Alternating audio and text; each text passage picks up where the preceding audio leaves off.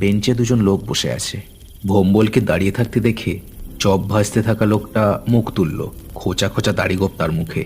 এই কে রে? ওভাবে দাঁড়িয়ে আছেন কে ওখানে? কাকে চাই দাদা? আগে আমার নাম ভোম্বল, আমি আসছি সেই শক্তিগড় থেকে।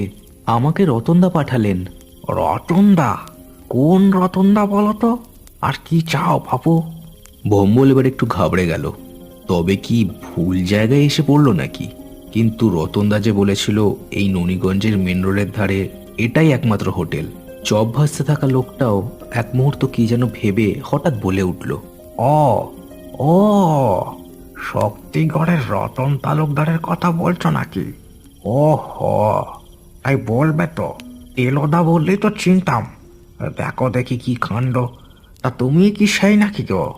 আজ্ঞে হ্যাঁ, আসলে ওই অনেকক্ষণ থেকে খুঁজছি তো মাথাটা গুলিয়ে গেছে একেবারে। তাই